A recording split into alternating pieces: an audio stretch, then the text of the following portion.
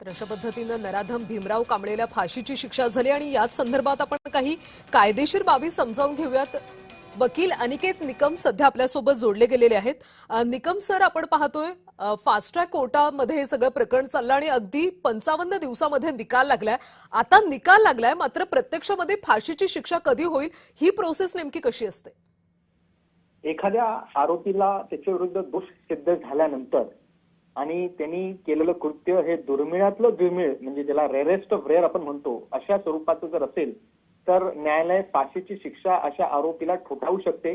आणि नरसापूर मधील चिमुकलीवर लैंगिक अत्याचार आणि निर्घुण हत्येचं प्रकरण हे निश्चितच दुर्मिळातली दुर्मिळ असल्या कारणाने सत्र न्यायालयाने योग्य पद्धतीने फाशीची शिक्षा ठोठावली आहे। हा नंबर एक मुद्दा। आता एखाद्या आरोपीला फाशीची शिक्षा ठोठावल्यानंतर त्याच्या अंमलबजावणीसाठी कालावधी याच्याकरता लागतो की फाशीची शिक्षा दिल्यानंतर याचं कन्फर्मेशन जे असतं हे उच्च न्यायालयाला करावं लागतं। म्हणजे आपोआप हे प्रकरण संपूर्ण कागदपत्र दोषारोपपत्र जे काही पुरावे न्यायालयापुढे आलेले आहेत ते संपूर्ण उच्च न्यायालयाला पाठवले जातात। उच्च न्यायालयापुढे सरकारी वकील आणि बचाव पक्षाचे वकिलांचा युक्तिवाद होतो आणि ही फाशीची शिक्षा योग्य आहे का नाही, याला जन्मठेप द्यावा का नाही, हा आरोपी खरोखर यांनी गुन्हा केला आहे का नाही, यापासून सगळ्या इत्थंभूत गोष्टींवरती उच्च न्यायालयात युक्तिवाद होत असतो। आणि उच्च न्यायालयाने जर या फाशीच्या शिक्षेवरती अंमलबजावणी दिली किंवा शिक्कामोर्तब केलं आणि कन्फर्म केलं तर मग राज्य शासनाचा मार्ग या फाशीची शिक्षेची अंमलबजावणीसाठी मोकळा होतो।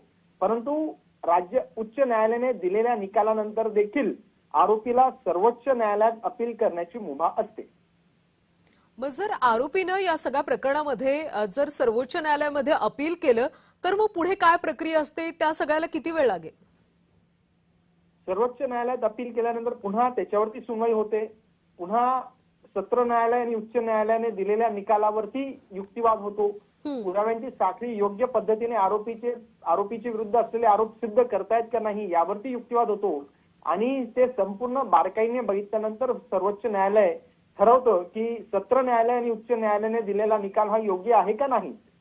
सर्वोच्च न्यायालयाने दिलेल्या निकालानंतर देखील म्हणजे उदाहरणार्थ सर्वोच्च न्यायालयाने सत्र न्यायालयाने दिलेली शिक्षा जी आहे ती योग्य आहे असं म्हणत ते जजमेंट कन्फर्म केलं, जे उच्च न्यायालयाने देखील कन्फर्म केलं असं गृहीत धरलं तरी सुद्धा आरोपीला यानंतर देखील राष्ट्रपतींकडे दयेचा अर्ज करण्याची मुभा असते। नक्कीच निकम सर, त्यामुळे पुढे सुद्धा बरीच प्रक्रिया आहे, त्यामध्ये नेमकं काय होतं हे पाहणं महत्त्वाचं। निकमजी, खूप खूप धन्यवाद माहिती समजावून सांगितल्याबद्दल। फडणवीस साहेब असतील यांनीही थेट कुटुंबासोबत संवाद साधलेला होता। मी सुद्धा त्यांचे त्या पीडित